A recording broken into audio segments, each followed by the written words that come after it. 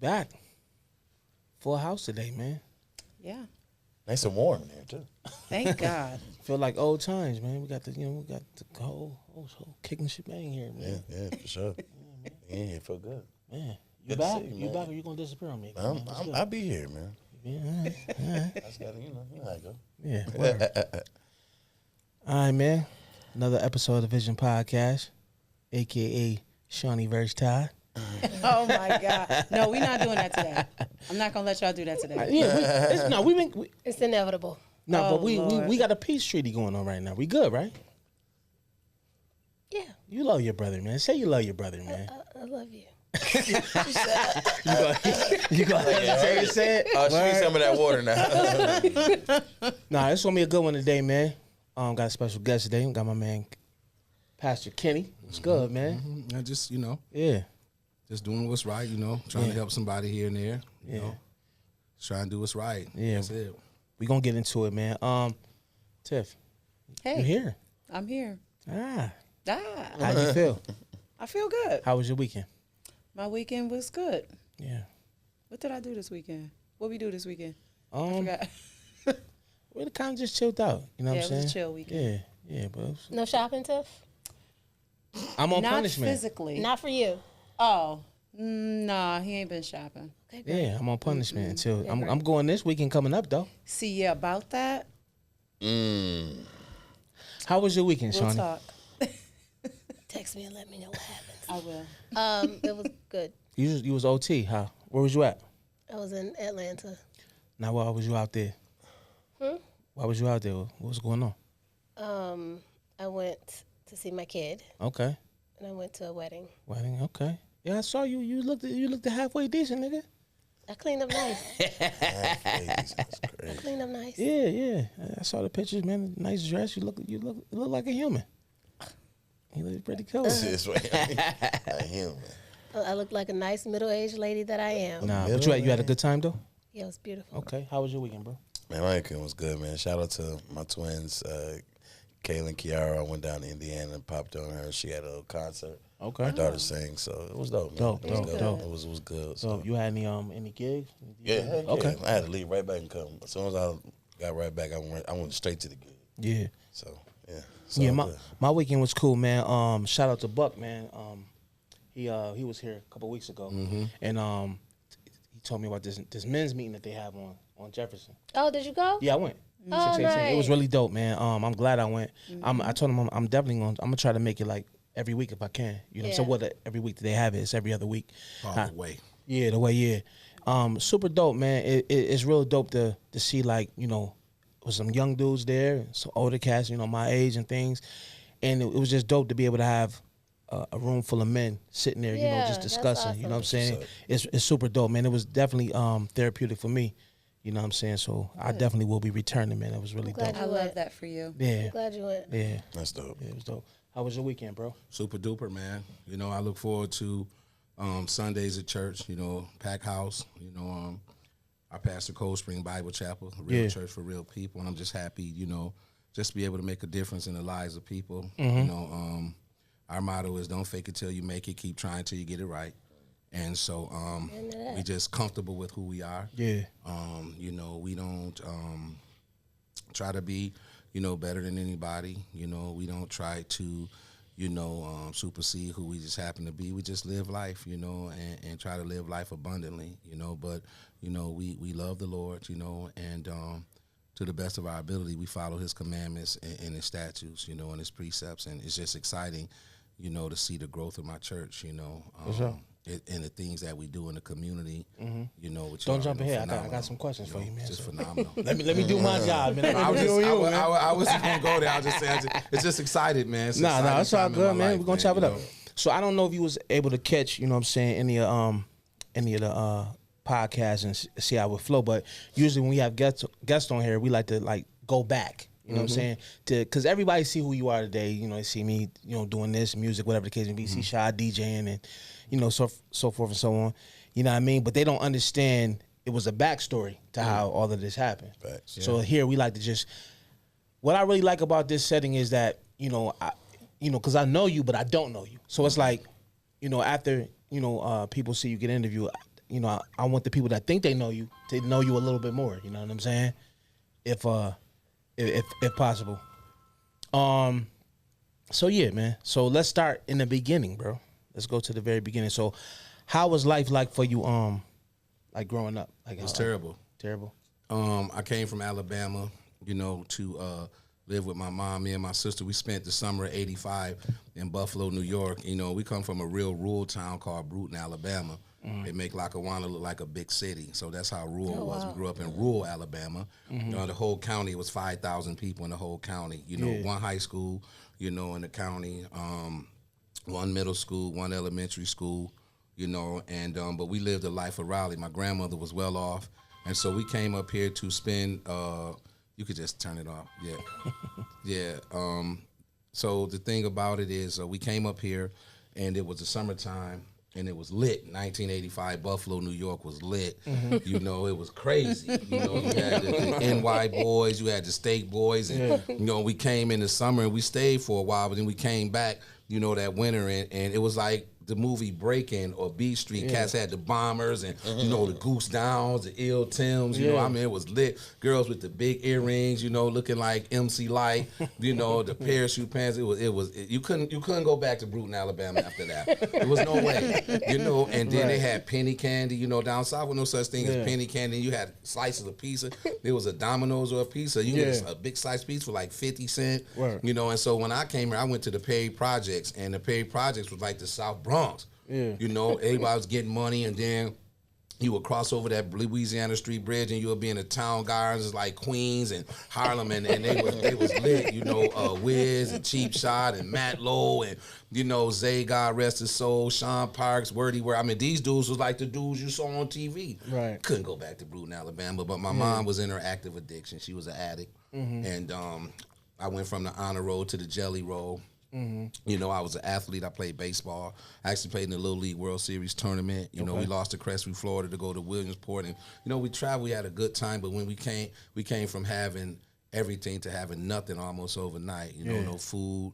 You know, I went to performing arts. You know, I didn't have any clothes. I had a pair of long johns, well, a pair of red ones and a blue one and a red T-shirt. And thank God it was performing arts because everybody was weird. So they didn't know that they didn't know. Hold on. First of all, what school did you go to, Shawty? Weird. What school did you go to? Wow. It was. You went to PA, didn't you? Absolutely. Yeah, but see, you was weird though, nigga. See, And we were artistic. Yeah, we was. Okay. But for me being a theater major, you know, wearing long johns and a T-shirt and house shoes, you was at PA. Nobody really paid attention till you had that on every day. Because it was literally like a baby fame. We in the hallway singing, we chilling, but they didn't know, you know, that I was in breakfast first because I ain't had no food. I went to every lunch because I had to, you know, put stuff in my backpack, you know, to go home. And you got fed good at PA. We got fed real good, real good. And so it was a trying time, you know. Shortly after that, I had my first kid. I was about 14 years old, you know, and I was out here. I started selling dope, you know, right on this block. Actually, when I was a little boy, I started selling heroin. Right here used to be a laundromat right here. Me Stuff, Nino, Cripple T, you know, and I was in the streets. I was a real street kid, you know, and then as I got older, I started, you know, hustling. Like, we was hustling hard, you know, and, you know, 89, 90, 91, all through Cold Springs, you know, me and my brother Zach, you know, a lot of cats rock, you know, my two oldest sons, Mother Puddin', Shawnee, you know, Renee, all of us. We was in the street. Shawnee. We about to talk today. First of all, but Shawnee wasn't. I was around. I was little. She was around. Okay. Oh, she was around. She was around. We used to go to the Vermilion Room, skate land, and everything, and we started getting money. Yeah. You know, and I kind of forgot about my goals as a lawyer. I wanted to be a lawyer. You know what I mean? I wanted to be somebody, and you know, I took to the streets. You know, at an early age, and then by the time I was like 24, I was my best customer. You know what I'm saying? I had work, you know what I mean? But a lot of people didn't know that I smoked wood because I had it. You know what I mean? And, you know, rolling with different crews, you know, stick and stuff. And, you know, just everything my grandma taught me not to be. It was crazy, you know, and wasn't proud of it. You know, we lost a lot of friends in 91. You know, that was one of the bloodiest summers ever, you know, and I woke up one morning and I knew that, you know, I wasn't like this. Don't jump too far ahead, man. It's getting good though, but I got it was crazy. Because my next question is, So you said you mentioned about being a lawyer. So I was going to ask you, like, what was your vision like high school? Was that your vision to try to be a lawyer? Yeah, I was going to be a lawyer. I wanted to go to the Navy, and I wanted to be a military lawyer. I wanted to be a JAG ever since I was a child, even before the show came out. You know, because we grew up in down south in Alabama, and so we used to go to Mobile, Alabama. Yeah. That was the big shipyard was at. And we always spent time in Pensacola, Florida, you know, and that's where the Blue Angels was at. And so my grandma always took us to exciting stuff, you know, as children. And, you know, I met this one black guy, his coldest brother still I've ever seen. And he had on his naval uniform and had his little briefcase, and he was a lawyer. You didn't see that growing up in rural Alabama, not no black lawyer. And I said, I want to be like this dude, you know. And so those were my goals and my dreams. But quickly, you know, that stuff, you know, subsided because I had to survive. Right. You know, I survived. But I wanted to be that, and I wanted to be a leader.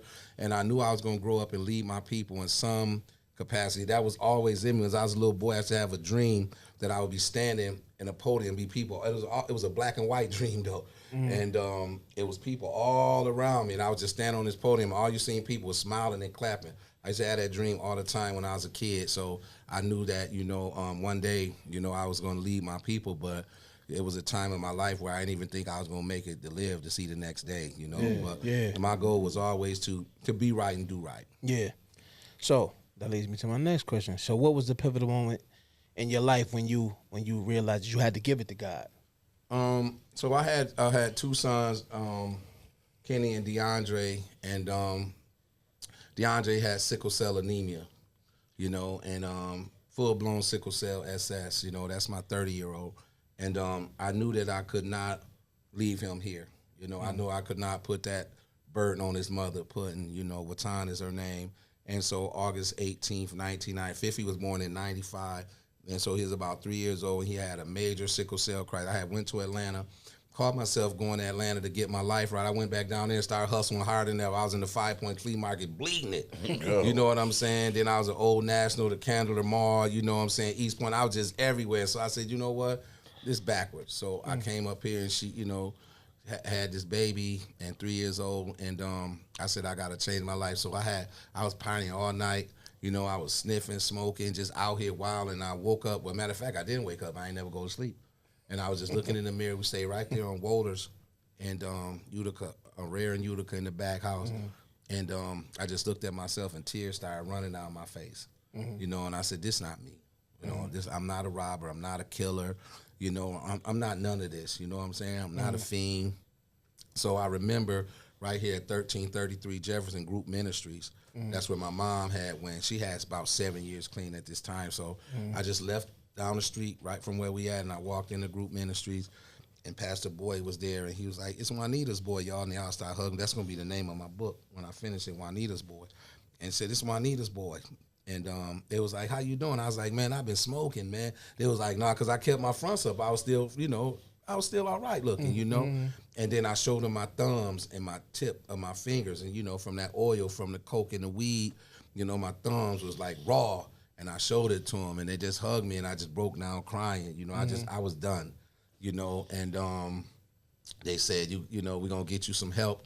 And so they told me they was going to send me to somewhere called First Step. It's on Buffalo Avenue. Matter of fact, I was there 2 weeks ago giving a presentation to the men and women. But they said, you got to blow numbers. I was like, what you mean blow numbers? They said, well, when you got to get there, you got to be intoxicated. I said, didn't I tell y'all I ain't want to use no more? And they made me drink a little Seagram's. Ronnie said something. I had to drink a 40 bowl, and they put me on the 40 Niagara Falls. I got off the bus. I went in there, and this nurse, she was at the window, and she came to the window, and she was like, you know, what you want? I was like, Pastor Boyd, Ronnie Sessom called, you know, for me to get a bed. She was like, you can't come in here. Who you running from? You know? I was like, I ain't running from nobody. She said, well, you can't come in here. So then she pointed next door. It was a city mission for the mentally disabled. She said, you go over there. So I went over there, and those people were looking at me like I was mentally disabled. Like, what you doing here? Right. You know, and so I went down, sat on the bed. It was a Bible that was on the bed and it was open to Matthew, you know, and I began to read Matthew chapter 25. I just began to read, you know, being a servant and who's the greatest and this and that and third. So I had on my last little broke cigarette. I went out, fixed it, and I was smoking my cigarette. And somebody was like, yo, Ken, do that shit. And I was like, they know I'm a fiend. And it was Wardell. And he was like, what you doing? I was like, yo, man, I'm trying to get in there, man. He was like, well, white dude just left. It's a bed. So I went back, I knocked on the window, and for some reason, this lady whole demeanor changed. She was like, baby, you serious, aren't you? I said, yes, ma'am. If I go back, I'm going to die. She let me in. And the next morning, they had the little circle, the NA circle, and everybody was starting off their little thing. I'm an addict name such and such. I'm an addict name this. I'm an addict name that. And I wouldn't say it. It came to me. I would not say it. I wasn't going to say it. I had my mind fixed. I'm not like them, but I was. And when I finally said, my name is Kenny, I'm an addict, the whole, and that was in that was like the winter of like 1997. And then I stayed there for about 3 weeks. Then I went to Stutzman's on the campus of Buff State. I stayed there for another like maybe 2 or 3 months. And then it turned into 98, and I just started going to, just going to NA meetings, did a quick 90 for 90, 90 me, 90 days, and I'm clean. And then August 18th, 1998, I gave my life to the Lord at Calvary Baptist Church, and the rest is history, man. Wow. The rest is history. And I've been through a lot, and it just, that's why I go hard the way I go hard in these streets. Yeah, man. So it's crazy, man, listening to your testimony, man, because it's like I said, that's why I'm glad you're here to tell your story. Because like I said, a lot of people just look at, he in the community or he preaching. They don't understand what leads people to changing their life and getting into that position, man. You know what I'm saying? And it's, me and Tiff, we started, a page, Christian content on it, and just to show people just the different degrees of things in life that you got to go through. You know what I'm saying? Just how sometimes God got to make things worse. Like a lot of times you give your life to him and you think that everything gonna be sugary. But sometimes it get worse before it get better. And then a lot of us, like myself, I had to go through a lot of things because I was hard-headed. You know what I'm saying? I was like, if I see the stove, all 4 eyes could be on. I still got to touch it to see if it's hot. I was, and sometimes God got to put you through certain things to purge that out of you, so He can make you exactly who He wants you to be. So that's what it sounds like. That's that's what happened to you. You have to go. You have to go through in order to understand. Yeah, for sure. And that's why even with my career that I have outside being a pastor, I believe, I'm successful because of what I went through. And when I came out the streets, I really didn't have nobody, man. Yeah. Everybody who you thought was your people, they was your people when you was can do with all that dope. When they can come through on Oxford and get hit with a big, you know what I mean, or whatever. But when you hit rock bottom, them same dudes will ride right past you, won't even blow the horn. But my man Chris, I love him to death, and my brother Zach, but Chris in particular, he on Facebook, he Prince Christopher. But it's my man Chris Shannon, and he didn't turn his back on me, he stuck by me, you know what I mean, and he's a real friend. I love him to this day, and stuff, George Martin, and Trey's. I just had some boys that remembered. You know what I mean? And Rodney Bishop, these brothers just, they wasn't going to let, when I came and I got my life together, these were brothers that I could count on. So I didn't miss no meals. My god sister, Judge Betty Calvo Torres, she seen that, I was trying, she just gave me a Bonneville when Bonneville's was hot. She said, bro, you need a car. You can't, you know what I mean? So I had people, God will send resources, when you got your mind made up to do what's right. And so I went from there. I got my first little job at Rite Aid. And my first check, I thought I was up. I forgot I had a kid at 14. So my first check was all zeros because I owe these people $10,152. So I, every Sunday that I went to church, or somebody would shake my hand, put some money in it, give me a suit, or they was just God. It's just remarkable on the way the blessings was coming. And so I went to Rite Aid to Martin Luther King Park, where I met Shotty, and God allowed me to turn Martin Luther King Park into something epic for the kids. You know what I'm saying? God blessed me to just put it down, man. Resources was coming from everywhere, man. I would do I did the first real Halloween party with the hay rides and the WB Frog and all that, and I just began to get community oriented, and people like Miss Bonner, rest her soul, Miss Betty Young, all these people, Shotty, people just start, believing in me and pouring into me. So, I just got involved, and I went from there to work for the CAO.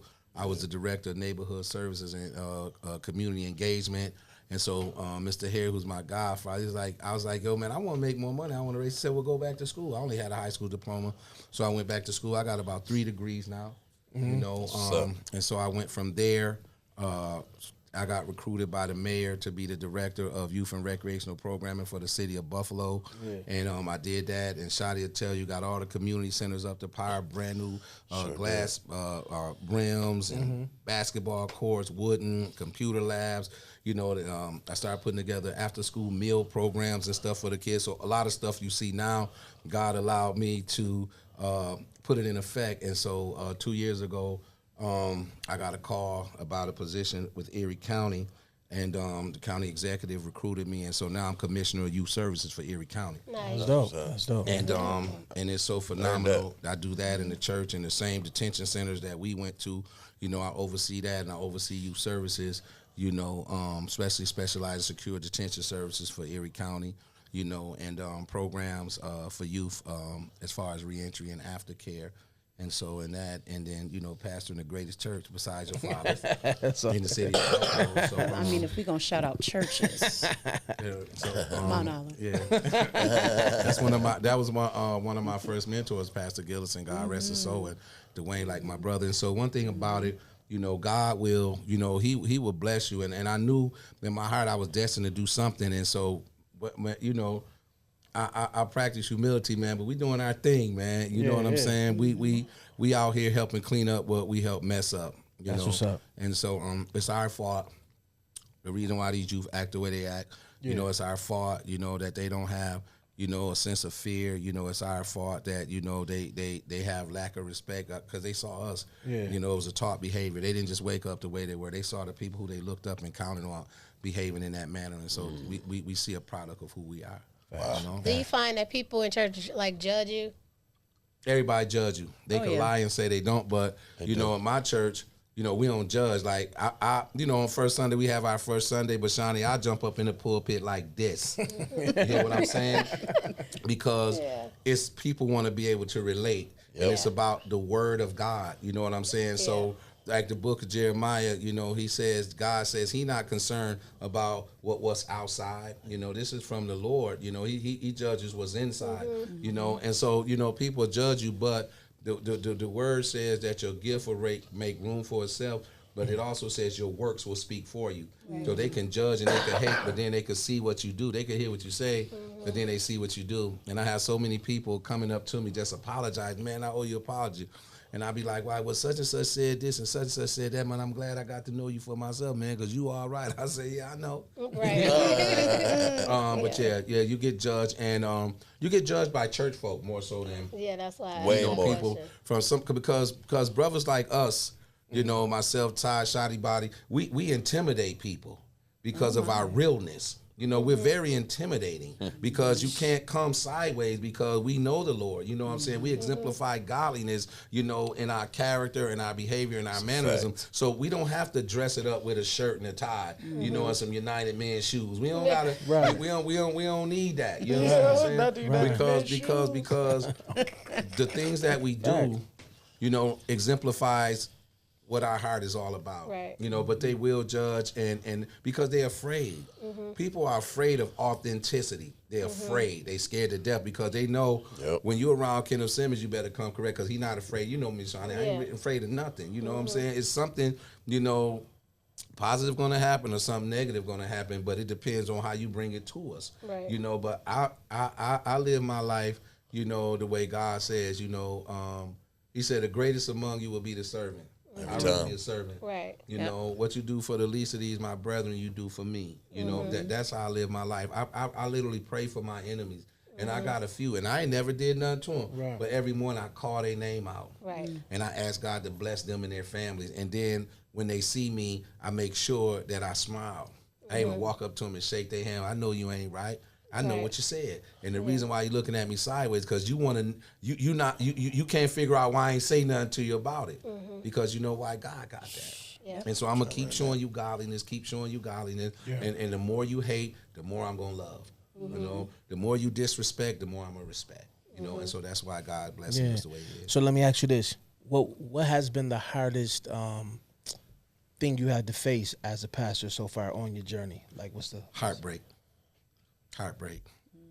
So you'll have people that join the church and latch on to you, you know, and you'll think that they genuinely sincere, but they there to try to get what they can get because, you know, I'm blessed to be well connected in multi areas.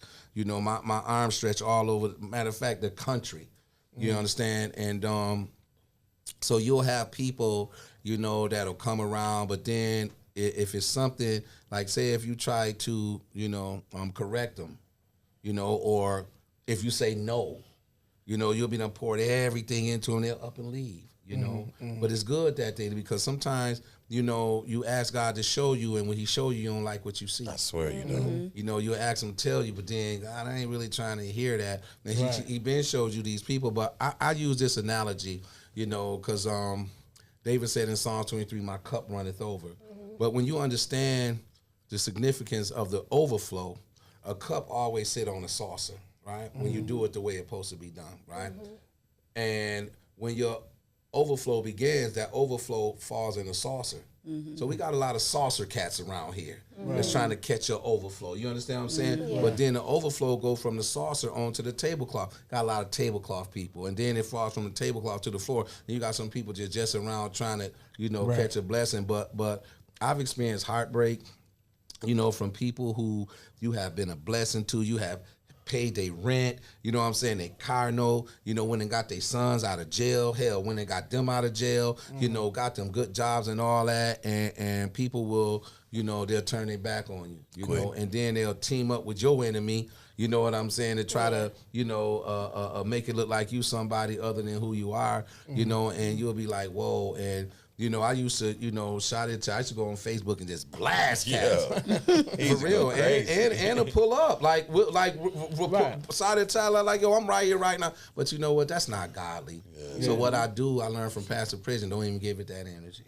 You know, don't even give them that energy. You just pray for them people and you ask God to bless them people. You know, and you keep letting your light so shine before men so they'll see your good work and glorify the Lord.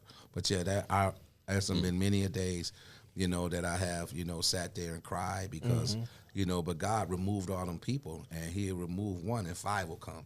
And so like you, like at the church can't even get in on Sunday mornings. It's just such a blessing. It's us up in my church. Like it's a church of us, you know, and I'm just so grateful. And another challenge is when I show up, you know, in the capacity of Commissioner of Youth Services, sometimes I'm the only person that look like me in the room. Yeah. You know, and sometimes the biggest challenge is to know what's really going on and to know that, you know, we're behind the 8 ball because we don't stick together, you know, and there's a lot of policy that's written, a lot of procedures that take place, you know, a lot of protocol that's set in place that we miss the mark a lot because we don't come together, and because we don't come together, we're not accurately informed, and there's a lot of false truths. And then, you know, in the youth service system, you know, you see, you know, mothers that's doing the best they can, you know, and you see fathers that ain't right, you know, and then you see foster care parents just pimping the system, and I mean, just see so much, you know, see a lot of bureaucracy. I mean, you just see stuff that'll just break your heart. But you know what I do? I just keep on being real and keep on being me, you know, and it's heartbreaking to see that some folk don't care about us, man. Yeah, you hear me? They don't care about it. They counting on us to, you know, not be united and be together. Well, I want to say, I mean, because, I mean, I've been knowing, you know, you for a long time, man, at least 2002. And, you know what I'm saying, when I first came, I was definitely rough around the edges from coming back from out of town. And, you know, so my brother at the time was Byron Brown's Chief of Staff. Chief of Staff. And so, you know what I'm saying, I met Kenny, and it was just like, the first thing I enjoyed about him was he was from the street, but he was involved in the street. You know what I'm saying? I remember we was going out riding in the van, and Kenny spoke to everybody. You know what I'm saying? He don't care who it was. He knew it was real when it's fake, but he was always a person. When we had those private meetings, he always spoke the truth. He never was trying to be somebody else. He was like, he didn't care who was in the room. Like, nah, bro, like, this need this, this need that, and you wrong for doing that. That looked like us who had the power and position. So, you know what I mean, to see everything you going through now is like, bro, you came from the trenches, literally was in the community when you didn't have all the titles. You know what I'm saying? You was feeding on it, and I know because I was there and I see you. So when I see people like you, because there's a lot of us that we personally know that talk but don't walk it, I got to salute you on that because it's hard to maintain your authenticity in that because it's private money thrown at you. It's be over here and, ignore your community and look like, you know what I'm saying? And you was always like, nah, I don't care. And I don't care what they say. I'm outside, I'm here. You know what I'm saying? How do you get people to show up? Like, you know what I'm saying? Because I know, like, people want to, do stuff for a community and be like, yeah, I'm coming, but don't show up. Like, how do you get people to show up? Well, shoot, can I talk about it now? Or you want to wait to ask the question later? So last Saturday, I was rebelling against God, man, for months. And, he mentioned Buck, that's my right-hand man. And Buck been telling me for the past 2 years, Kenny, you our leader. You the leader, bro. God called you to lead your people. I like, Buck, man, I ain't messing with these dudes. You know what I mean? I ain't, this and all that. Hey, no. He said, no, man, God called you for a time such as this, So God put on my heart, I've been talking about, unity and unifying us as brothers, And so I put a call out on Facebook, I said, we're stronger together. Time out for, hate, and time is out for ostracizing, ridiculing us as brothers. We behind the 8 ball. We're so strong together. And, I begin to talk about shutting hate down, and I've been beginning to tell people, somebody come to you, and you don't shut it down, you just as guilty, because messy people, they kick it with messy people. And like, you can't, I'm not messy. You can't come tell me nothing about nobody. And so the straw that broke the camel's back, me and Buck, we do our yellow watermelon thing, So it was this guy, he came up, he was talking about, the thing that happened, the fiasco that was down on Broadway and Jefferson. It was just crazy. And then it just up here, I ain't gonna get into it, but he was like, he started talking about some of the people who took the lead there. And I said, hold on, bro. I said, we don't talk about people around here. And Buck looked at me and started laughing. I said, that's the problem, man. Instead of you helping them become a better person or helping them become a better leader, or giving them some of the wisdom that you have to make them become a better person. You want to come up on the block and talk about it? I was like, yo, get out of here, man. We don't do that. So God put it on my heart. He said, that's what needs to happen all the time. Shut it down. So I did a Facebook post, and cats was boom, boom, boom. And so I was at my church. I made the call out, meet us at Cold Spring Bible Chapel Saturday at 11. So I had we show enough cooks at my church, so I had Samantha make that good Samantha spaghetti salad, and Loretta make that good Loretta, that tuna salad, and my man Kobe up on Fillmore and Rodney, he make the bomb smoked wings swing. Yeah. And so then I did him a fried chicken thing, you know what I'm saying? And we got the pizza from Imperial, my man Steve who owned Imperial. So I had all this food downstairs, and my wife, I love her so much. She the one got me back like I am. I gotta give her props. But she was in the basement. I was like, you know what, babe? I ain't hear no footsteps upstairs. I'm like, man, there ain't nobody coming. So I went up the back stairs, and when I went there, sanctuary was full of men. And so we began to talk. And so what I did a SWOT analysis on us as men, our strengths, weakness, opportunity, and threats. And I told them, you're gonna look at your strengths and your opportunity, you're going to see the same words in the columns. You're going to see your weakness and your threat. You're going to see the same words. And so after we did it, I said, what do you notice? They was like, well, our strengths and our opportunity outweigh our weakness and our threats. I said, but weakness and threats leads to opportunity. So you say, how do I get people to follow me? By always looking for the opportunity, by always being proactive instead of reactive, always having a kind word. But people follow because they see me doing the work. Like last Thursday when the Buffalo Bills, everybody was tailgating, Buffalo Bills Thursday, you know what I mean, the game and all that. Hold on. You a Buffalo Bills fan? Don't start. To the core. Don't start. Yes, sir. And Yes, so sir. what we 4-0. 4-0. Now look, I ain't saying that in all podcasts. I'm trying to be nice. You the only one that's finished over there. I just had to ask. 4-0. We gonna Bills keep moving. Nation over here. All day. Period. Cool. So what we did, I got my peoples at Cold Spring. We made a bunch of food and we got our cars. We came right down here to the Jefferson parking lot. and we had a mean spread. We circled our cars. We turned on WGR 550 so they could, hear the game and stuff. And we out there in the middle of Jefferson, man, feeding people, and had our Bills jerseys on, and we had different little Bill stuff we can get to people. And that's the type of stuff that we do, And so people pay attention to little simple stuff like that. Right now at our church, it's wide open because every Monday night we put real meals together. Y'all see us on Facebook. Might have baked chicken. You might have lasagna. It depends on what my wife and them putting together, my sister Tony. But it's always something that we would eat ourselves. So we do 150 meals every Monday. We let people come to our church. You can come sit down just so you can feel decent for a while. Say what you want. We had the salads, the fresh fruit, the water, the juice, and so we do that. And then we have probably one of the biggest book bag giveaways in the city. This year we messed their head up. We had a whole choo-choo train rolling up and down Northland like a real train from the amusement park that sit grown folks and kids. That's dope. Bubbles coming out, 500 book bags, hot dogs, hamburgers, bounce houses, water slides, and and so we really, people really see how authentic I am and how serious I am about the community. And like at that meeting, Minister Jason Muhammad stood up and brought me to the front. And start talking about, and all of it's to God glory, the things that I do. And they all stood up, and, gave a standing ovation, and they made me, in charge, and Buck looked at me and winked his eye, and he was like, and so now what we going to do, the 18th of October, we calling for 1,000 men to meet us at Martin Luther King Head in commemoration of the Million Man March. And I believe it's going to be more than 1,000. And I want everybody to talk about it because they left from Martin Luther King Park to go to the Million Man March, and they came back, but we haven't seen a significant change. So that day is going to be, to where as we hold men to a level of accountability, we're going to love on each other, we're going to hug on each other, and like at that meeting, we shutting all negativity down because we all we got and we all we need. For sure. And we're going to show a sign of solidarity, but it's not going to be a one-time event. We meet every third Saturday at my church at 11 o'clock, and it's full of men. We had Muslims, we had Christians, we had brothers from the nation of gods and earths. We had Hebrew Israelites. Some white cats showed up, Hispanic cats showed up. It was beautiful. It gave me chills. And then we broke bread together, and so we came up with 3 committees: our economic development committee, which Buck JJ gonna head up.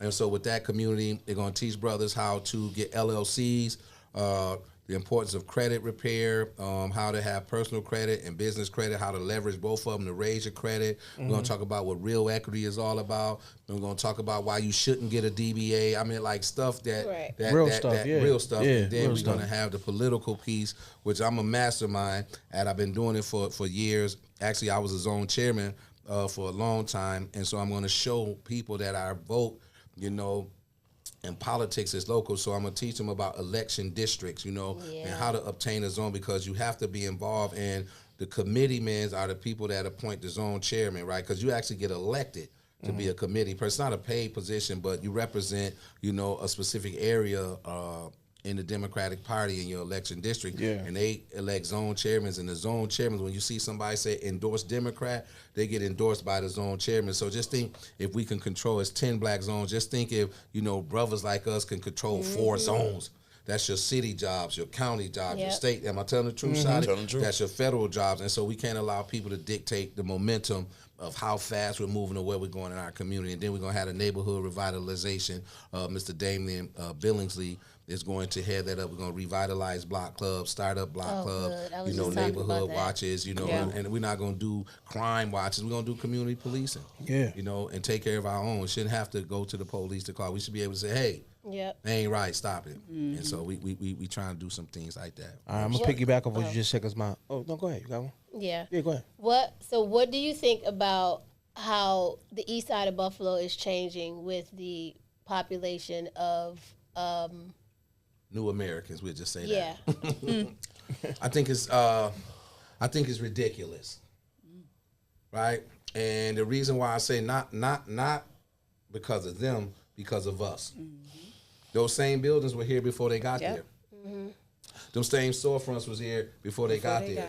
How dare us be mad at a different nationality or ethnicity because they doing what they supposed to do. We didn't do what we supposed to do, right? Just like So that. so they so when you look at us, we get our dollar, it's gone 6 hours. We cash our paycheck, Right. we headed out to the Galleria, we headed to the outlet mall, we online and Amazon and all that. But those people, if you notice, the Bangladeshians shop with the Bangladeshians. They make their own store. They got their own Pizza Hut. Yeah. They got their own burgers and chicken and all that stuff, but they shop with each other. And you don't see them go to a Yemenite store. Right. But you don't see a Yemenite go to their store. They keep their money, amongst themselves. Now they done came in our neighborhood and built whole plazas. Yep. The plazas that we would walk by and wouldn't invest in, they done took them plazas and they done laid them Built out. them up, So what I think that is our fault, and I think that we have all the talent, I think we have all the know-how, but we just can't come together. And they don't get, and I want to dispel this myth, they don't get, people talking about they get tax breaks and all that, that's say that against all the the law. time. No, they don't. Yeah, I say that all They the don't time. get no tax breaks. That's against the law. They come here, so me, T-Rock, and Shotty, we brothers, and we only got $100 between us. We're going to take this $100, we're going to go to America, and my family and they family going to live in one house. We're going to one save our house, money. yep. We're going to buy the house next door. Then we're going to buy the house next door. Then we're going to buy the neighborhood. Then we're going to get the street. You know what I'm saying? Right. So that's what's happening. We cannot blame them people or be mad at them people for doing what they supposed to do. Yeah. So that's how I feel about that. They doing what they supposed to do. So, to piggyback off, you said something powerful, right? So, what do you think is our biggest problem? Why we can't unite? What do you think the problem Envy and is? jealousy. Yep. Yes, yeah. Right, but we were trained to be envy and jealous of each other. But we've been known that Willie Lynch, we've been knowing this. See, that's why I be telling. I don't even want to hear that. No, we've been educated to this stuff for Facts. years. Right. We've been knowing this stuff. I mean, my thing about it, if everybody's so damn conscious, why we don't got nothing? Right. If everybody's so smart, everybody's so smart. I mean, we smart as can be. We don't got nothing, but everybody's smart. I'm conscious. I'm woke. Well, when everybody woke, then why we still sleep? Right. Right? And so the thing about it is, brothers hate on brothers for nothing. Right. Yep. Why you hate your brother? Because we was taught to hate, but we know that we was taught to hate. Now you break the cycle, and I always say now it's time to change the narrative. Yeah. You know what I'm saying? But how do you unlearn what you've been doing for generations? Like, how does like a middle-aged person, people our age, so how do they unlearn that behavior and start working together? You got to get with like-minded people, right? And so people say a lot about Adolf Hitler. He was a tyrant and all that, and I get that. But I learned one thing about him, how he was able to, promote that Nazism. He kept talking about it. He wasn't no dynamic dude. He was a clerk. He wasn't even in the battlefield. He worked in an office. He was a buster, right? Yeah. But he kept talking about his propaganda. Every time he opened his mouth, he kept talking about the superiorness of the white race. The white race, we superior, we're powerful, we're dynamic, we're the best. So that's what we have to continue to do. We have to speak up. We have to encourage, motivate, and guide. We have to shut nonsense down. And you have to always, always, always tell your brother, especially women, encourage your man. Men, encourage your woman. You understand what I'm saying? Begin to talk about how awesome we are. Begin to talk about the capabilities that we have, the possibilities that we have. You know what I'm saying? Like Buck always give examples of Black Wall Street. He talk about, Oklahoma. He talk about Rosewood, and he talk about South Carolina. Them people were together. Matter of fact, it was a family, I forget the brother's name, but they were ex-slaves, and it's a parish in Louisiana that these slaves bought. I'm thinking like I think they bought like 100,000 acres of land or something. I mean, it was a big number. And they all came together and they made this city, and this city is still here today. So what we have to do is we have to look at everybody's talents and teach people to stay in their lane. Todd is an MC. He do podcasts. I don't do that.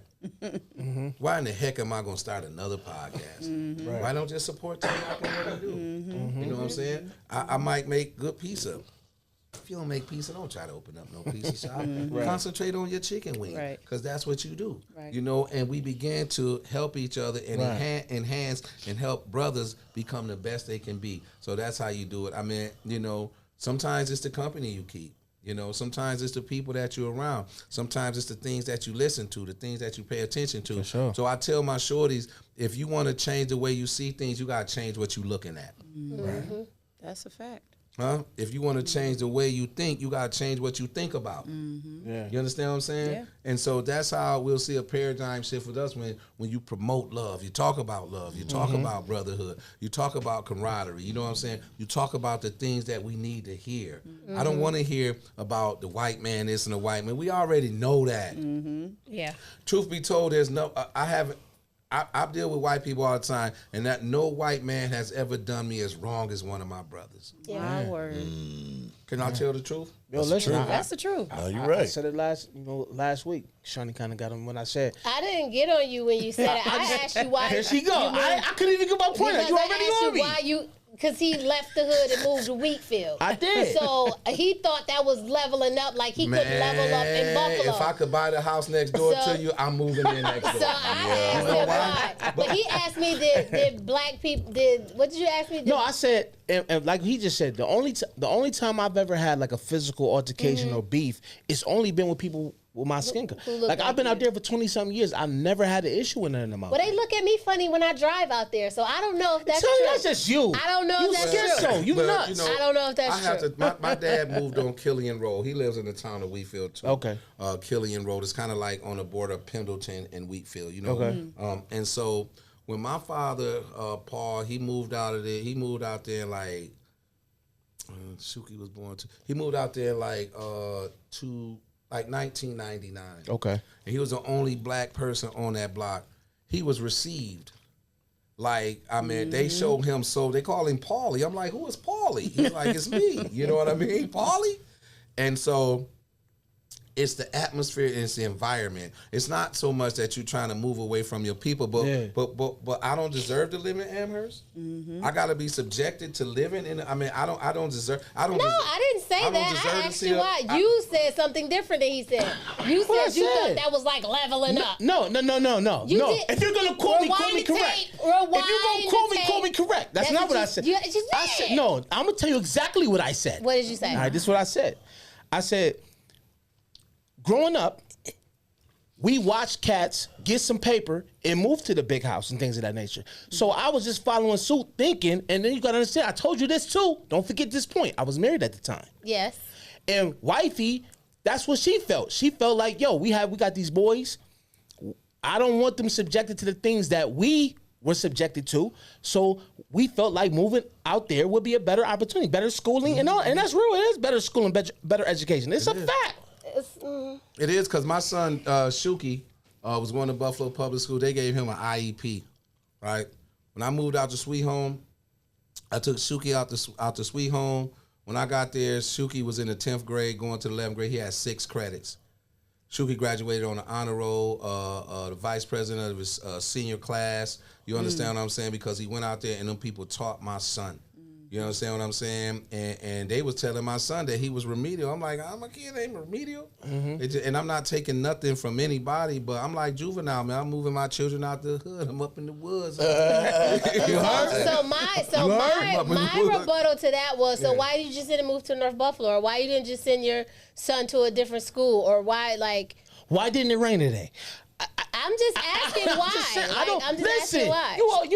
So let me ask you a question, Shawnee. You said you came to you was in Atlanta went to see your daughter. Right? My son. I just moved back to Buffalo 3 years ago. But you sometimes we leave for better opportunity. Yeah. You know, that's the same way a lot of our brothers Atlanta ain't better. But it's a lot more opportunity. Everybody says that. But I know disagree. from experience and from my boys that moved down there, you know, I got 3 of my good friends, Jahan down there, BJ down there, Turk down there, Lamar, and they doing good because this right here wasn't a fit for them no more. Sometimes things won't be a fit for you. They're good stories. Yeah. They're good stories. But sometimes we move out. It's not that we're ashamed of being around our people or we think we better. Sometimes it's just a better opportunity because at the end of the day, you know, you have to worry about doing better for you and your family. But let me tell you why they're success stories. Because they changed their mindset. People from Buffalo moved to Atlanta with the same mindset, thinking they're going to be Jahan, Turk, BJ, and whoever else. No. They changed their mindset. And So when they changed their mindset and wanted to see bigger than Ivy Street, then that's So let me ask you a question, Shawnee. And so would you right now, would you move on the corner of Kosciuszko and Stanislaus? I don't know where that's at. Yes, you do. We used to be over there. I don't. I really don't. Okay. So let me ask you a question. Would you move right now if you had opportunity? Would you move on McKibben and Coons on that corner, on that abandoned corner where it looked like they just dropped the bomb? Would And you tell the truth. No, I was scared to walk over there as a kid. Why are you scared? Because These are people. Your cousins. first of all, Laurel Street, this over here, this is where I was comfortable. I was scared to walk over there. Why? So let me ask you a question. Right now, and you see our hood, we all came up here. Would you move on the corner of Laurel and Maston right now? Yep, You will. I don't believe that.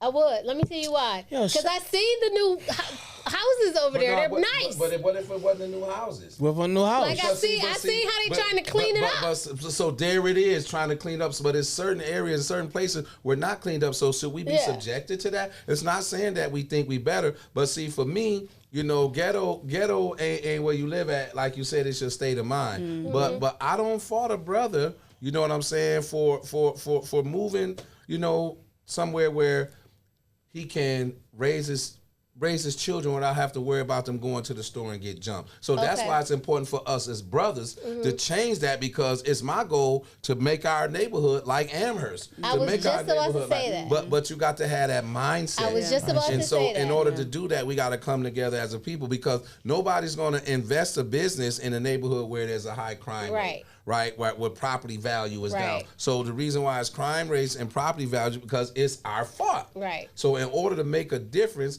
we got to be the change that we want to see. Absolutely. But if everybody moves out, then what's going to happen? Then this is going to be the new Americans.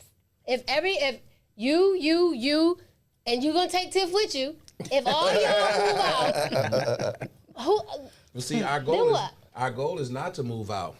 Our goal is to change it so we can stay here. But if you don't have people in your community that's not thinking like you think, if you're having people that's hating and people that's jealous, we'll never get the opportunity to build where we know we need to be. Like, I'm going to give you a case in point. I just deal with facts. Mr. Stitz right there. How many times you go to the Golden Cup and get coffee or a Danish or something good to eat in the morning for breakfast? Right there on Jefferson and Utica. How many times you go? You drink coffee? I drink tea, but I didn't know it was there.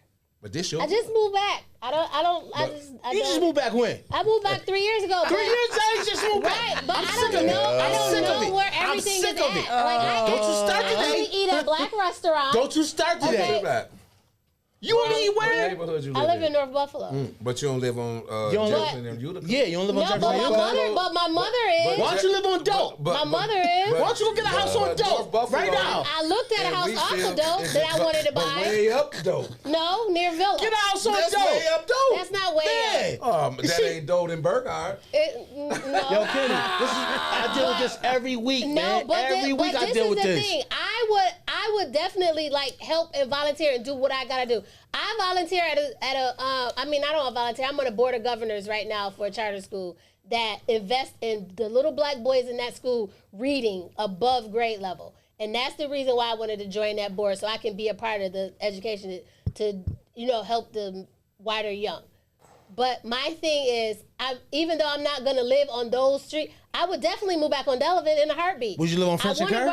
Would you move on French and Kerr? I'm not from there. Would you move to the film? I am from Berwyn. I went to buy my house, my childhood. Would you move to the Ferry Projects? I went to buy my whole block on Berwyn. Me and my brothers. That's what we want to do. But here we went to buy all the houses. What you gonna do with it? I'm gonna live in it. But you're gonna change that. You gonna change it? You're buying those houses because you want to make a difference and you want to see that neighborhood better. Yes. Right? And so that's what we have to do. But you have to get with the same people that think like you, because they not thinking. Ain't nobody like I was using Mr. Stitch for an example. We talk about black business and all that, but we don't even support him. Mr. Stitch is right there. He got the best grits. Come on. He got breakfast? Because what? So now I know. I will definitely eat there. Say I won't. I'll be here. You will, because you know what I'm about to bring up. You know what I'm about to bring up, because he gave me the perfect segue. You know where I'm about to go. You know where I'm about to go. You know what I'm about to say. You know where I'm about to go. I'm going I gotta go there, baby. I gotta go there. Right there on the corner. I gotta go there. And people in our neighborhood right past Mr. Stitch to go on Elmwood, to go to Spot Coffee, to go. And then my little brother JJ got the Salah Market right there on Delavan and Maine. Got the best smoothies, ginger, real Jamaican sea moss and all that. And they will ride right past him and go to Tropical Smoothie on Delavan. Right. So I would definitely go there. I'm not gonna ask Kenny his wisdom. I'm going to get the grits in the morning. For real. So this Period. So a post came up and she gave me the post, right? Because she ate at this place every Friday. She said, yeah, right, the Golden Nugget. So the post came up, right, with the rats and all. With the rats and maggots and stuff, right? So hold on. Now, you know me, I joke a lot. Oh. So I made mad posts about, just jokes, because you're going to get these jokes. Because listen, but Cass was treating me like I put the rats and I placed the maggots in the molded meat. I mean, the meat was gray, purple. I'm gonna invite him on the pod. Hold on, they had fish, Kenny. They had fish in clothing totes, no ice. They serving this to the people, right? So I'm making jokes about it. So one day we rolled past. So I took a video of the sign falling off. It need to be Gorilla Glue back on the building. The sides need to be. So this is my thing. So you do this. And people's bashing me. How could you do this to black business? This is my thing. So how could black business do that? Exactly. You mad? I'm trying to save y'all. They serving y'all molded meat, rats running around maggots. But that's not the hypocrisy. The hypocrisy is me ribbing on it. Get out of here, man! All this money on jerseys and Jordans. Why don't you give him some suggestions, be his partner, help him out, put some new floors down, get a new sign, help him get a grant. I don't want to partner up for the Nugget. I'll partner up with something else. Help him get a grant. But we have to be real. Gotta be real. I just keep it real. I don't got no problem with Brother Drake. Me neither. None of that. But I don't the thing about it, let's just be real. Nope. I have to ask this question.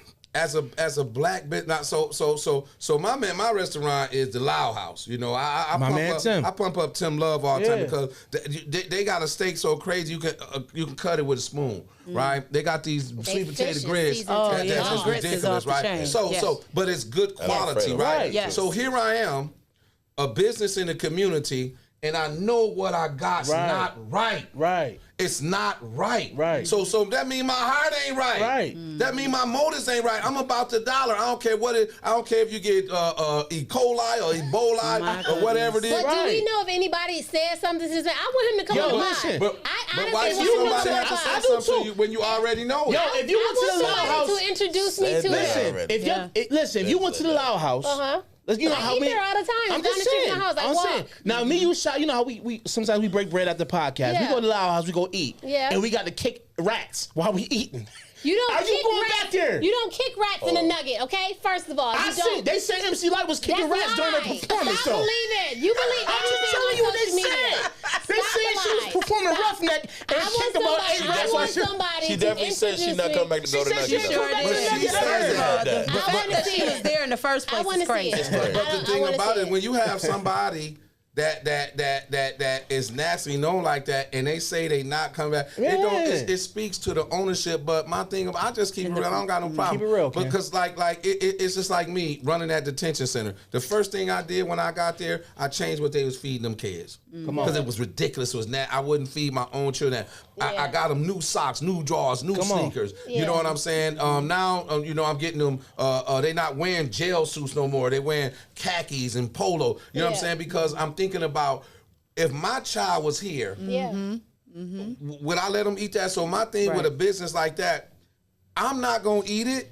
Why I'm a servant to somebody, but then my problem is with the chick who exposed them. So my thing of people, why you wait till you get mad at the man to expose him? You just as guilty as he is. For sure. Because you was cooking it and serving. Introduce me to him, and I want to sit down. I want to have a conversation with him. But we got to support when we say because support if everybody talking to each other about him and not talking to him about it, then why would he change? Nobody's saying anything. Then she gets mad, wants to blast it all over social media. But you know what? But you know what I got real hot about though? It was amazing. But here's the thing though. People think I got. Listen, and I want to say this. Whatever camera I'm in, I don't have nothing personal against the owner of the Nugget, but I'm gonna deal with the elephant in the room because people was hopping all on my posts. You don't know what you talking about. Blah, blah, blah. Well, first and foremost, okay, guys.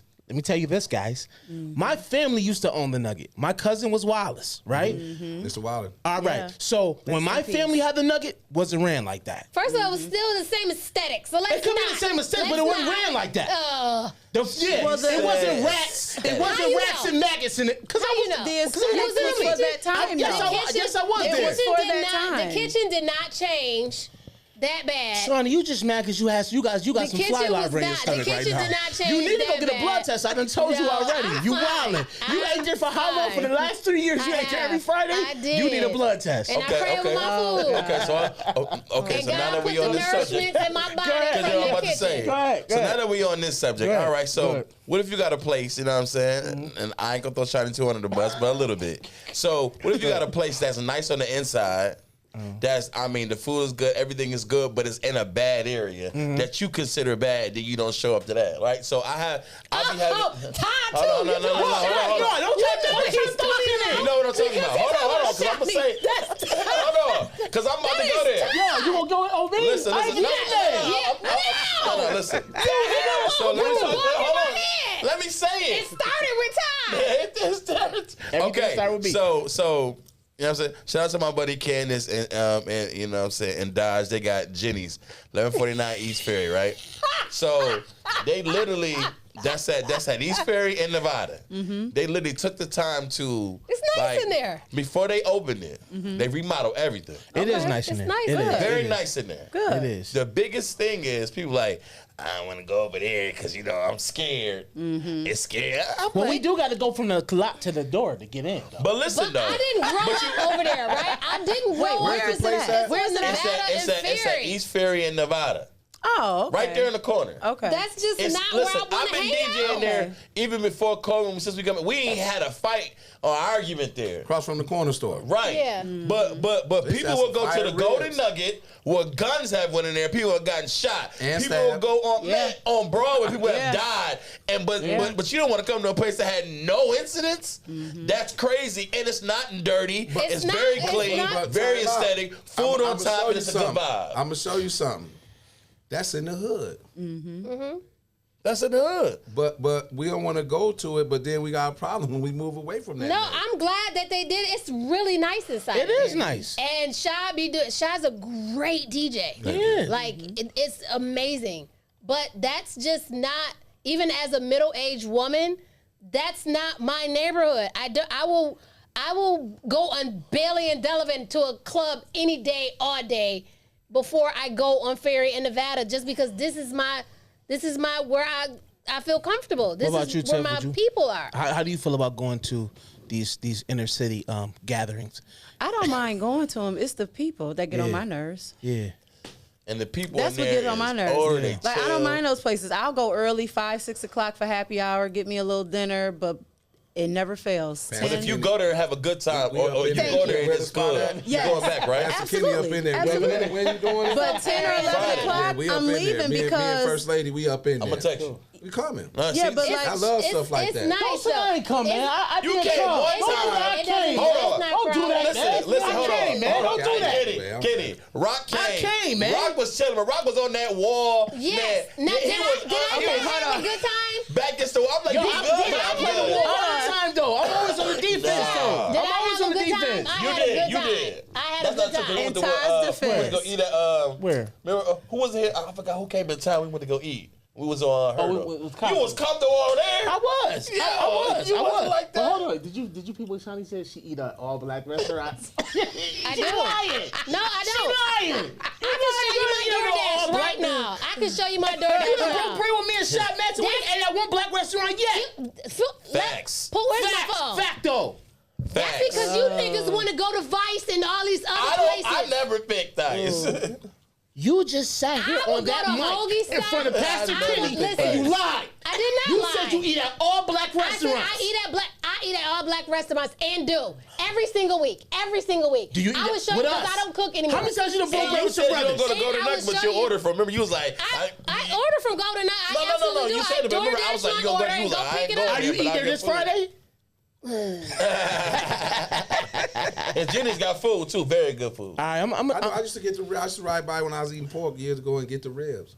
Yeah, man. Let me know when you go. I'm Jenny going with sell you, man. food? Friday. Yes, You they going got Friday? food now. I'm didn't going. know. We To going me, Friday. I put money You on they going got the First best country fried Yeah, wings yeah, at the time. yeah. I bet We any money going I on it. don't eat meat. Okay. I know, but I'm telling you, they got the best food. I mean, and they got a lot of varieties. Come try it Where we gonna go? in the hood. But What you Jenny's, say? Jenny's is very nice and inside. Thank you. We'll have to gotta- check it out. I gotta do. ask you a real question now. So, for me, I got my thoughts, but I'll piggyback after you go in. Do you feel like the church has lost its power? Corny. The church, yeah, because the church, On it. and I think it's not about the power of the people. I think it's about the power of God. A lot of churches have gimmicks. You know, a lot of churches, don't do it the way the Bible say do it. Right. You know, it's now it's just tradition. Right. You know, people go to church because that's what you do on Sunday. There's no fasting. Right. There's no praying. Right. There's no outreach. You know, they drive in on Sunday. Forgiveness. They drive out. They Yeah. drive. There's animosity. Is ostracism. The church, when I grew up down south, was the pillar of the community. Yep. Right. You know, the church, that's why my church is open. I think before somebody go to Catholic Charities, before somebody go to the RAF building, before somebody go look for any assistance, I think they need to be able to go to the church. You know, Do people have to be members of your church to get help? Huh? Do people have to be members of your church to go to Absolutely to not. get I help? just did Hank funeral, and he ain't come to my church. And like a lot of churches won't even allow you to have a funeral at their church. You know, I do numerous funerals. You Yeah. know, people show up, they need help, we gonna help them, but don't try to run game because I'm from the streets. Right. I'm not gonna give you the money. I'm gonna ask you who to write the check to. That's right. Yeah. That's how we. That's do it. right. Yeah. You know, but don't try to play us neither. Don't just think that we looking out for every charity case, because the first thing I'm gonna ask you is what are you doing to try to help yourself first. Right. You know, Right, if right. you're in a situation of dire straits and you just definitely need it, but don't come try to play me because I don't do that. Yeah. So no, you don't have to come to our church. You know, one thing about our church, we have an outreach fund. And people in need, like children when they need school clothes. It's the house, family house burnt down. I don't know, it was the one on Victoria. But the mother, it was a house it was one of the houses on Victoria. And That was my nephew's. yeah, but it's a different house then. It's not that Okay, house. okay. You talk. It wasn't.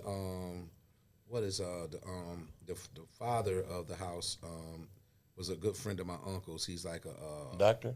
huh? You talking about the doctor one? Off of Tanaka or do you know what I'm talking about? He's skinny with like light green eyes. His house burnt up on okay. Victoria too. There's a few houses that burnt up, but the lady who house burnt up, the mother Kim goes to our church, right? Okay. But the mother, they don't go to our church. But this is how real we keep it. Those kids ain't have no school clothes, so and we not tacky.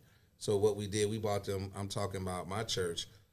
I think both of the kids had like 3-4 pair of Jordans apiece. You know what I'm saying? Real school.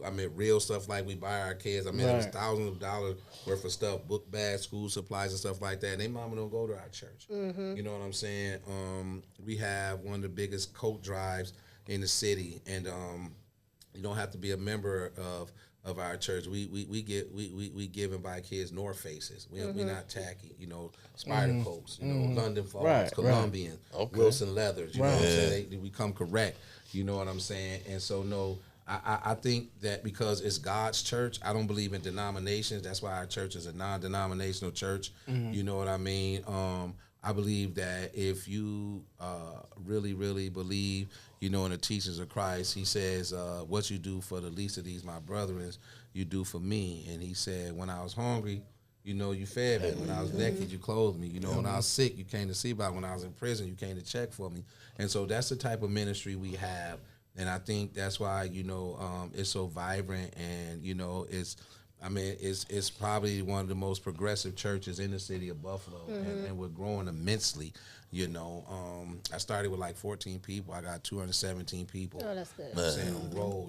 I got a core of about 120 that show up every Sunday. Yeah. You know what I'm saying? Every Sunday. You know what I mean? And we do good work. So no, and anybody who know Pastor Kenny, they know you don't have to belong to our church. But just come correct when you come correct. Right. Because I'm not giving you a dime. But what I will do is have my wife, or my trustee board, They'll cut a check to that landlord, or cut a check to, Paddock Chevrolet, or, cut a check to, whatever. And all you got to do is tell us, well, you don't need to take the check. You know what I'm saying? We got you, and the bill will be paid. So that's how we roll. Respect it. That's how we, and I'm not lying. I mean, it's truth. I mean, if you were like my Facebook friend or whatever, you see, what we do with the Cold Spring Bible Chapel is real. It's real. It's real.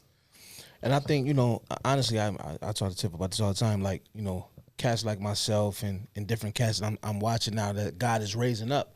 Kind of like, I consider myself, I was a misfit at one time. You know what I'm saying? I wasn't what you, would say as a church guy. You know what I'm saying? Like, even though my father was a pastor, I hopped outside early. You know what I'm saying? I was out there doing what I wanted to do. You know what I'm saying? As soon as I was 18, it was a wrap. You know what I mean? I wasn't no.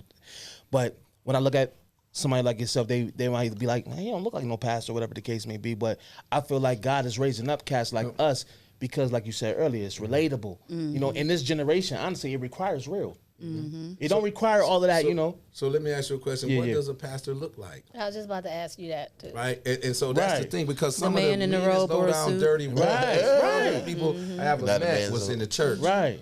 Yeah. And so a suit just dressed a man up. Right. You know what I'm saying? That's all. Jesus said, "It ain't what go in your mouth is what come out." Every time. You know what I'm saying? And so I think it's more contemporary now. Yeah. Now I know. So I know it's a time and a place for everything. Right. Like when I'm at my church, I know the culture of my church. Right. But if I go preach in Mount Olive, if I go to Hopewell, if I come to Delaware Avenue, I'm gonna be the way that they expect me to come. I'm gonna be knotted down. I'm gonna coldest pair of shoes, cufflinks, all that. Right. But it ain't that. It's the word that I'm gonna preach. That's a fact. You know what Amen. I'm saying? And so you have to know the culture of, this is Cold Spring Bible Chapel culture. Right. You know what I'm saying? Now, do I have jewelry on and all that all the time? No. But like this Sunday, Buffalo Bills Sunday. You came out of church, everybody on a Bills jersey.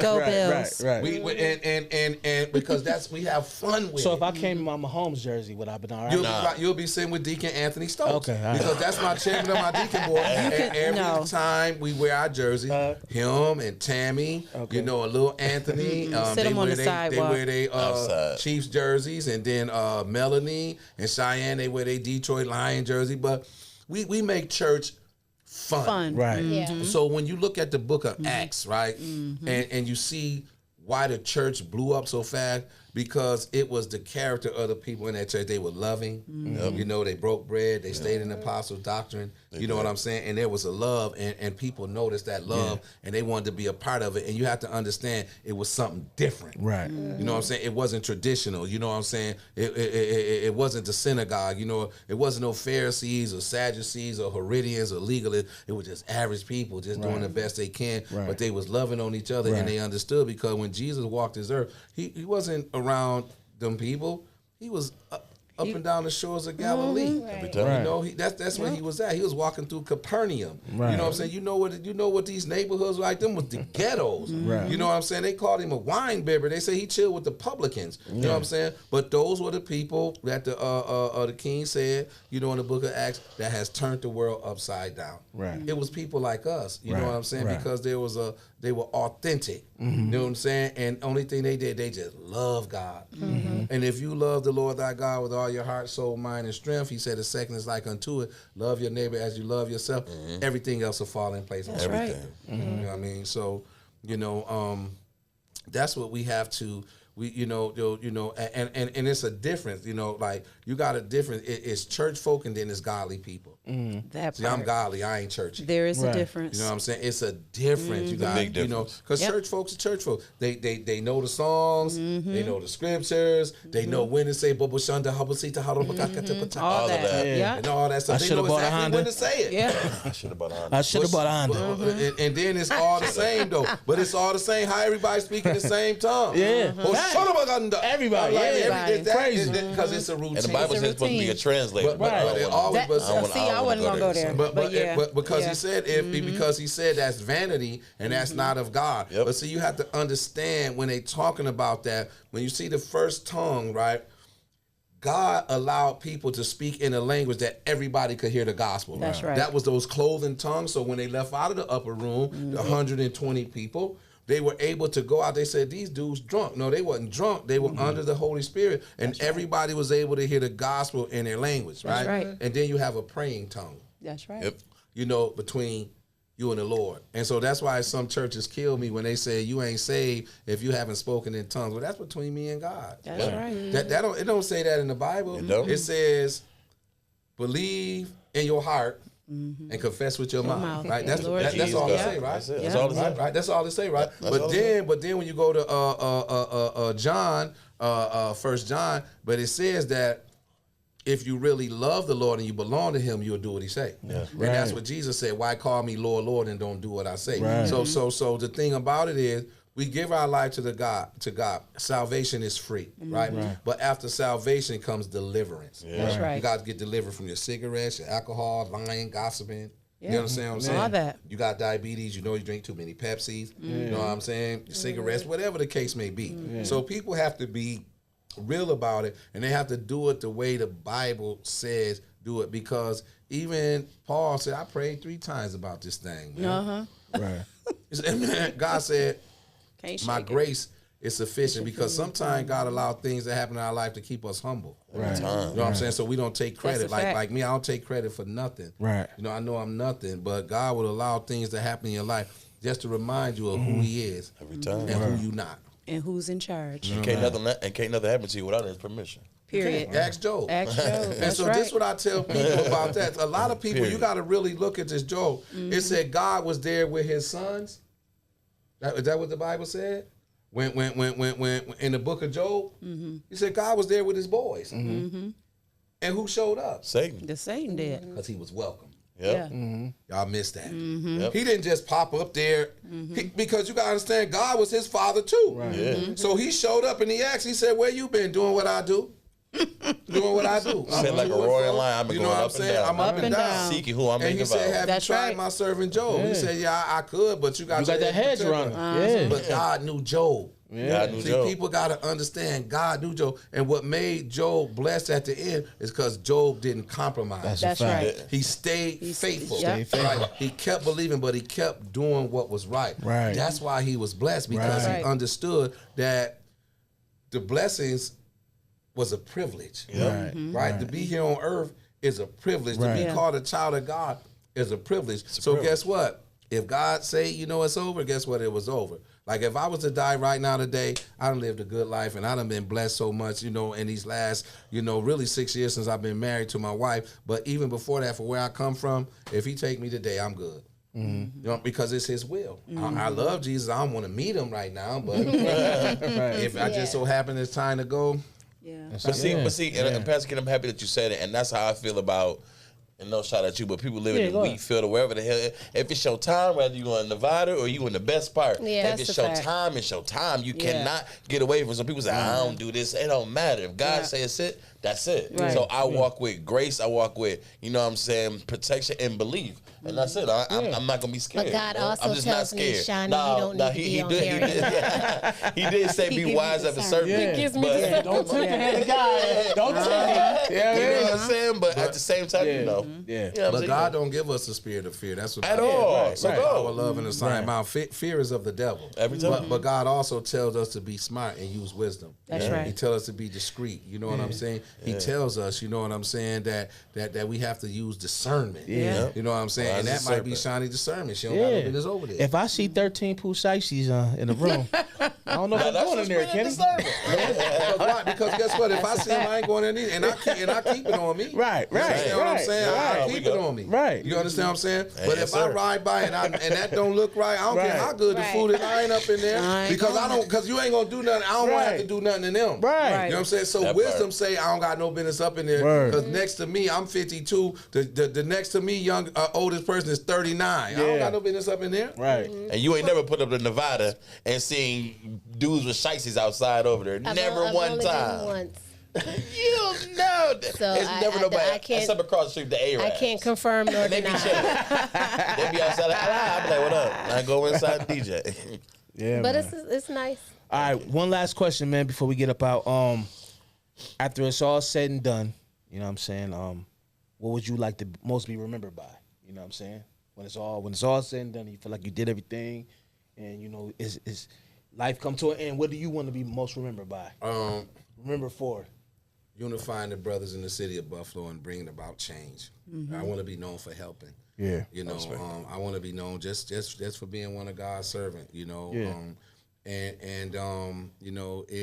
That's it. I'm here to serve. I'm very well off. I'm very, very, very well to do.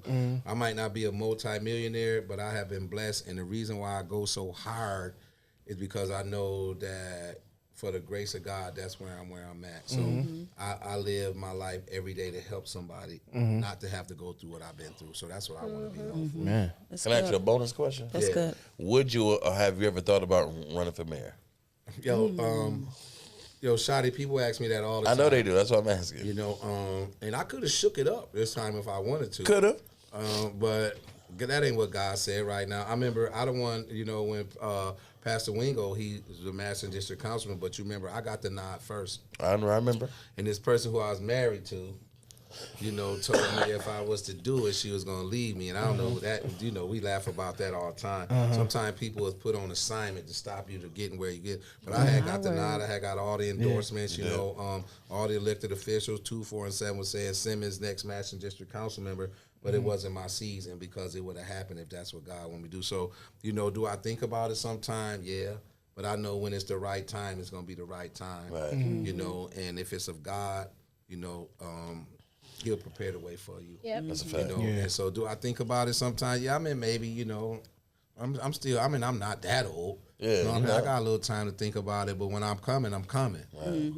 And if that's what God, wants me to do, that's what's gonna happen. But they ask me that all the time. They ask me that all the time, and I just tell them, right now, I'm concentrating on building this ministry and helping these kids. Because I know I'm asking because it's not too many people in that field who can literally come from and speak from. You know what I'm saying? So it's hard to get that. Somebody, they grew up in it or they didn't grow, but you have, the knowledge of both. I can speak to both. That's hard for a lot of people to say that. And you're from this town. You didn't move here. I mean, no shade to nobody. But I'm just being 100. So people can say, oh, no, I know him. No, son did this. That makes people feel more comfortable. And the thing I've seen that people have lost of comfortability in who's running, it's like, you don't really know me. I've never seen you. Like, who are you? So that makes people... So that's why it's important for us to, what we're doing with our movement is very, very important for us to educate people on the political process. It's very important. Because, you have some people that's county legislators, you have some people that's council members. Folk don't even know who they is. Just because you tell me to vote for them, 90% of the people, if they're a Democrat, they just go down the line. I'm doing what I'm told, but do you know this person? Have this person ever did anything of any significance? And I was I got into it with a county legislator the other night. We was at the Northland dinner. I said, man, folks don't know you, man. He said, well, soon as he said, I see what you're doing, and a lot of times people doing stuff because they got a problem. I said, we don't got a problem with you. I said, our job is to help enhance you and help you be a better county legislator. But folk don't know you, bro. Don't know. So the day of not knowing you is over. It's over. You know what I mean? So yeah, but I if that's God's will, man, it's gonna happen. Right. And because I'm very versatile, and right now I travel the country. A lot of people think I be on a vacation. I just take my wife, we go together, but I travel the country, train in different states on how to do positive youth development. As a matter of fact, I got offered jobs in 4 different states: Georgia, Alabama, Kentucky, and New Hampshire. To run their state programs and whatnot, and I told them no. I got work here, and then I went national. USA Today did a documentary on my life. That's what's up. It's called Healing the Harm in Buffalo, and so that went nationwide, and I get a lot of calls from a lot of people, and so I know that this movement, we're stronger together, is going to take the nation by storm, and whatever God has for me, it's going to happen, whether I like it or not, because I don't like being a pastor. I can't stand it. I wouldn't wish that on my worst enemy, bro. Yeah. But I have to do what God tells me to do. Yeah. I want to sleep in on Sundays, man. I want to go home after work on Tuesday. You know what I'm saying? I don't want to get them calls 3, 4 o'clock in the morning. You know what I'm saying? You got to show up here. But that's what God told me to do, so I do it, and I give it my all. You know what I'm saying? But I don't, man. But they say obedience is better than sacrifice, right? People see the glamour and all this. They don't know the hell that you catch. They don't know the attacks that you Facts. get. You know what I'm saying? They don't know how the devil come at you more so than anybody else. You know, and people try to bring up your past and all that. I embrace my past. I ain't ashamed of nothing I ever did. Yeah. Because that's what make me who I am today. For sure. That's For sure. right. Big salute. For sure, man. Thanks for having me on here, bro. Yeah, man. This is Thank you. It's a pleasure being here. Sure. it was real dope, man. Like I said, you know, I knew you, but I didn't know you. But now I feel like I know you even more. You know what I'm saying? Hopefully this will be the beginning of us building. You know what I'm saying? I'm around. Word. Yeah, so it's a wrap for another one. Man, it's a wrap another one. Where can they find you, Shad? Man, they can find me on Instagram on DJ King Shad. Holla at your boy. TylerMar.com. Go listen to the music. Yeah, man. I need some downloads on some more. You know what I'm saying? Let's keep it coming. Let's keep it coming. Tell everybody your social media. Yeah. Kenneth Simmons. There's a picture of me and my beautiful wife on my Facebook page. Oh yeah. Then Cold Spring Bible Chapel. You know, but you can also, if you need me, you can find me at 810 East Ferry. I'm there most of the day. That's where my office at. I choose to be right in the heart of the hood. And then I'm at the church, you know. But yeah, and you know, shoot me an email, a.kennethsimmons@gmail.com or kenneth.simmons@erie.gov. Period. Tiff? Well, Miss Embry81 on IG, Tiffany Embry on Facebook, and shameless plug, Todd and I have a podcast, Back at One with Todd and Tiff. So follow us on TikTok, Instagram, and YouTube. I like it. And I'm Shani2Ice10 on IG. Thanks for watching. Me and Shani got pants coming on Shiny, Pisces line. Yes. Okay. Yeah. Peace. Peace. Bye.